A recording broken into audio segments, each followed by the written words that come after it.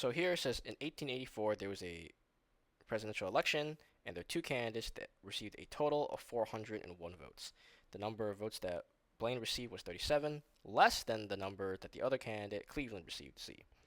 And so how can we represent these relationships in terms of equations? Okay, let's start with the easy one. You know there was a total of 401 votes. So 401 has to equal every single vote that was casted, which was given to either B or C. So B plus C is the total, which is 401. It says, okay, well, we know that B was said to be 37 fewer than the votes that C received. So C is bigger than B, and if you take 37 away, that is the number of votes that B received. And so seeing these equations that we have written here, the only answer can be C.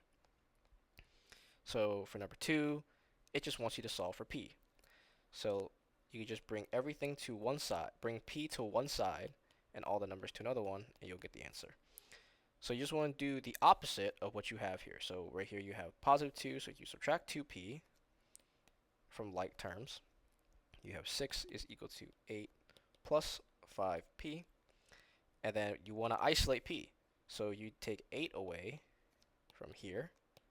You get negative 2 is equal to 5p. And you can solve negative 2 over 5 equals p. Do the opposite. The opposite of multiplication is division. So p equals negative 2 over 5. Okay, 3. Which could represent the graph of a linear equation y is mx plus 3, where m is a positive constant. Okay, so this number 3, you're going to see that whenever x is 0. So you see here, when it's 0, you're at negative 3. Cannot be b. Same with d. Cannot be this. Because at your 0 point, you have to see positive 3. So it could be this, or it could be this. And so slope, which is m, is rise over run. And so you know it's positive, which means it has to keep going upwards. You have to keep going like this. Has to be. And the only option that shows that relationship is C. So question 4 says you have this equation y equals the square root of hg over x, which equation represents h in terms of gx and y. So you got to get h by itself. So you got to do every inverse operation here to isolate h. So the inverse of the square root is the square. So y squared equals hg over x. And the opposite of division is multiplication. So you get y squared x equals hg. And the opposite of multiplication is division. So you get y squared x over g equals h, which is D. So number 5. If x is a solution to the equation, what is a positive x minus 1? Okay, so anytime you see an absolute value, you can set the inside of it, so x minus 1, equals to the positive or negative of this number 8. Now this question isn't even actually asking you to solve for x. It's just asking what is x minus 1, and you know it's either plus or minus 8, and they list minus 8 as an answer. 6. What is the graph of this function? Equation of this line. So let's start with what is the slope-intercept form. It's y equals mx plus b. And so the easy one is b. The y-intercept is when x is 0, where do you land? That is b. So when x is 0, you land on negative 8 on this line, on the y-axis. So you know b is negative 8. So you can immediately remove b and d. And so the next thing you need to find is m, which is the slope. And that is rise over run. So you could go anywhere on this line and see how many units up you can go and how many units over do you need to go to get to the next point. So the easiest way to do that is to find clean defined points. What I mean by that is if you go here, you don't really know if this is 5, 6, 7, not entirely sure. But if you use this point here, you get 4 and 8, and you could use any other endpoint on this line. So you can do this one up here. And so slope is rise over run. So you rise up from 4 all the way to 10. So this is a rise of 6. And you go over from 8 to 12. So this is a run of 4. So your slope is 6 over 4. And if you simplify that, you end up with 3 over 2. So your answer is A. Number 7. A research institute conducted phone and mail surveys. The total cost was $5,000. The line shows the model's combination of them. What was the cost for each phone survey conducted? Okay, so you want to know the price of only the phone survey. So the first you need to be able to read this graph. So you know that the number of mail surveys is on the x-axis, and you don't want any of those. You want to see when you have 0 mail surveys. And that means that you have, if you do 0 mail surveys, you can do 125 phone surveys. So okay, great. So you have $5,000 total, and you have 125 of the phone surveys. How much can that cost? So 125 times the price will give you the total. So you solve for this. This is 5,000 over 125, which comes out to be $40. So this one, you just need to combine like terms to get this equivalent expression. So I like to actually distribute this negative and rewrite the equation that way. So you'll have 5x cubed minus 2x plus 1, and distribute this negative, you have minus 2x cubed. Distribute again, you have minus 2x, and then a minus 1. So you combine like terms, say 5x cubed minus 2x is 3x cubed, and then negative 2x minus 2x is negative 4x, and then 1 minus 1 is 0. So that means your answer is C. Number 9. Triangles A, B, C, and D, E, F have two angles measuring 35 degrees as shown. Which of the following piece of information do you need to prove that they are that those two triangles are congruent? So the key here is to know what congruent is. Congruent means that two triangles are exactly the same. They are the same size and shape as one another. So you know that these angles are the same because they told you. And you know that all triangles has to equal 180 degrees. So you know that these angles are the same. So the first option, the angle ACB, which is this guy, and DFE, which is this guy, are equal. Well, you know that's inherently true. So that's not an additional piece of information to prove that they're all equal. Next one, B, C, and EF are equal. Okay, well, if you know that this is equal and this is equal, then you know that they're exactly the same size as one another. Because you know these angles are the same and these angles are the same, which means AC and BC are the same lengths, which is EF and FD are the same lengths. And if this angle here is the same as this angle here, you know ED and AB are perfectly the same. So there has to be B. And why is it not AC and DE? And that is because those are two different sides. AC shows this to this, and DE shows here to here. Well, this angle is not the same as this angle. So you know that they're not talking about the exact same sides. So if those were to be equals, those triangles would not be congruent because the sides would all be different lengths. Okay. So number 10,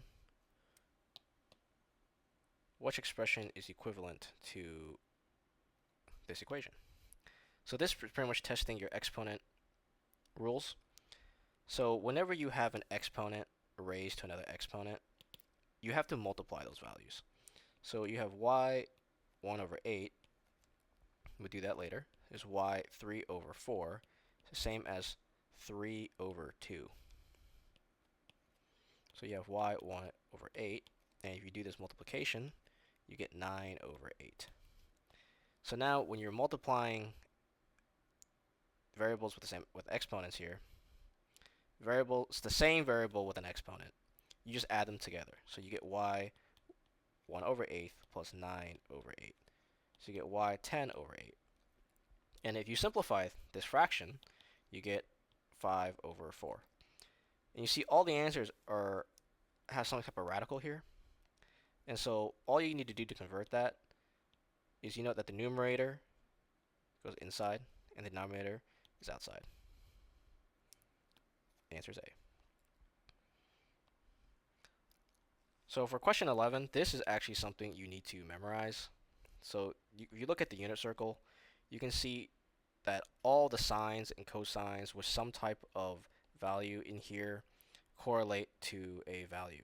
So looking at this chart, you can see that sine being the values on the rightmost here, this one, this one, this one, and it's asking sine 3 pi over 4, which is here, which is root 2 over 2. So this is just something you have to memorize. I'm just putting this graphic here just so you know what to look for, the unit circle. So for question 12, how can you graph this? Okay, so for negative exponents, really is just the reciprocal of your value here, raised to an exponent. So 2 to the negative x is really 1 over 2 to the x power. So if you look at your graph, as you increase x, you have 1/2. Then you get for x equals 1. And for x equals 2, you get 1/4. And so on and so forth. So that number is only going to get smaller and smaller and smaller. So you know it's not C, because it's getting bigger, bigger, bigger. And you know it's not D, because these values, they're still positive. So it has to be A or B. So how you figure that out, of which is it A or B, is this 1 here. So you plug in a 0, you have 2 to the 0th power plus 1. And anything to the 0 power is just 1. So 1 plus 1 is 2. So you know that it has to be A.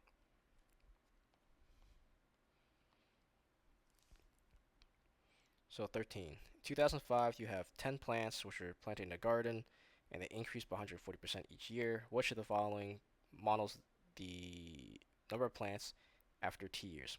Okay, so this is actually a interest question. So that formula is B is equal to P principal times 1 plus your rate times T. So in this instance, it's saying P is B, what you want. It's a little confusing with these variable names. So P, plants, is equal to your principal. Principal being, what did you start with? Well, you started with 10 plants. So it's 10. 1 is a constant, plus your rate. So your rate is 140%. But all these answers are in terms of values. So you know 140% is 140 over 100 gives you 1.4 if you do that division. So P is equal to 10, you add those together, 2.4 T. So the answer is D. So question 14 is saying, given this graph, what is the y-intercept? So this plus 2 is telling you that your graph f of x plus 2, needs to get shifted over by 2. Shifted over to the left by 2 units. And at that point, after you shifted the graph 2 units, what is the y-intercept? Where do you land on the y-axis when this is 0? So since you know everything's getting moved over by 2, say 1, 2, and then 1, 2. So okay, well you landed right here, which is 1, 2, 3. So it's 0, 3. But if you were to continue this, you move everything over by 2.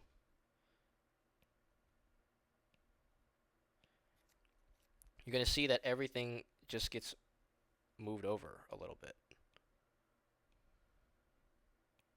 And you'll get something along this line. Pretty much everything gets moved over. So for question 15, you have two systems of equations, and 2x plus 2y is one of them, and it has no solution. So what could be the other one? Okay, well immediately I see you have a contradiction. They're telling you that 2x plus 2y is 2. So how can 2x plus 2y also equal 3? That doesn't make any sense. So the answer has to be D. Alright, so for 16, what is the value of g of 8? You just plug in 8. So g of 8 is equal to 2 plus 8 over 8. G of 8 equals 10 over 8. And if you simplify that, you get 5 over 4. 17. H is defined as this linear line. What is the slope? Perpendicular. So a perpendicular line has a slope that is the negative reciprocal of the other line. So you know the slope here is -8. So you just take the negative reciprocal, which is going to be 1 over negative 1 over 8. So 1 over 8. So for this, you need to solve this system equation to get the value of x. Okay, you can solve this with substitution.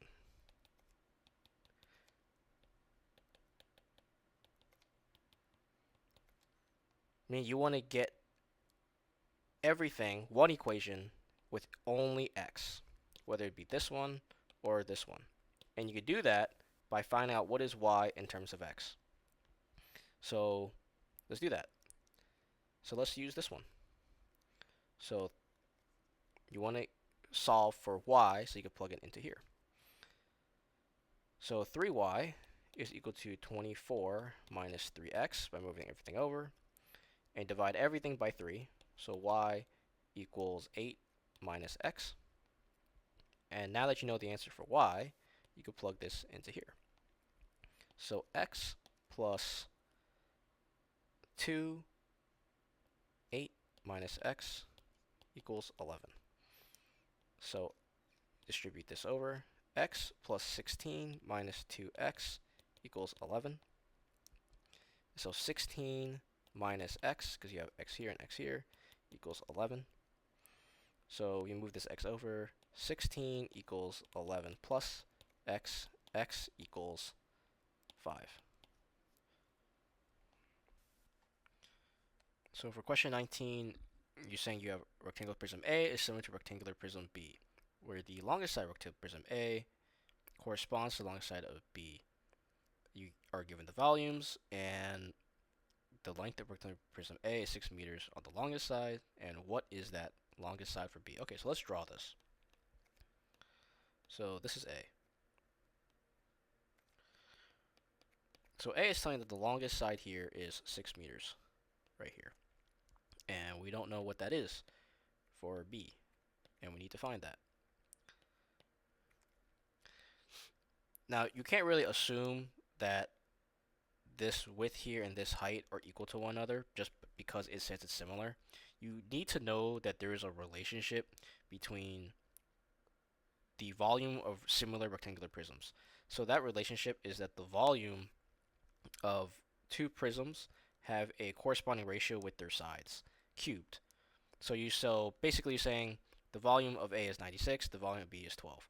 The side of A is 6, and the side of B is unknown. We'll just call that B.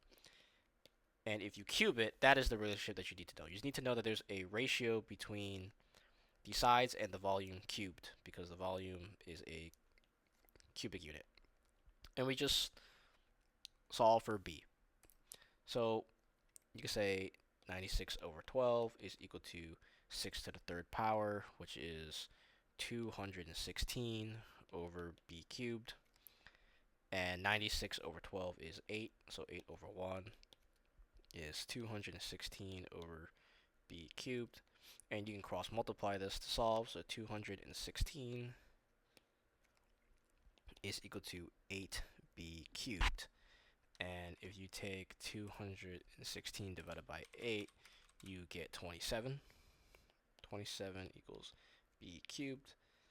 And so B is equal to cube root of 27, which is 3. So for this last question, we have a quadratic equation, and one of the solutions could be written in this form. What is the value of n? Okay, so to solve this, you could use the quadratic equation, which is x equals -b plus or minus the square root of b squared minus 4ac all over 2a. So x is -10. This is a, this is b, this is c. This whole thing is -10. Plus or minus the square root of -10 squared minus 4a, which is 1, c, which is 14, all over 2a, which is 1.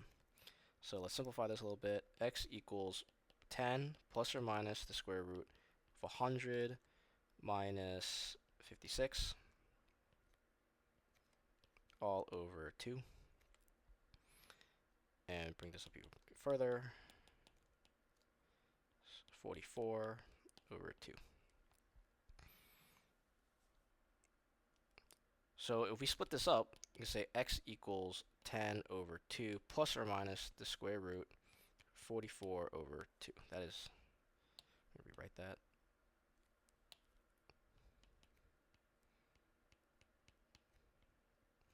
So you know that this is 5. Or 44 over 2. And so that is pretty close to what we want.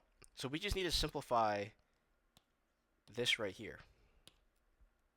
And you could do that by splitting up this radical.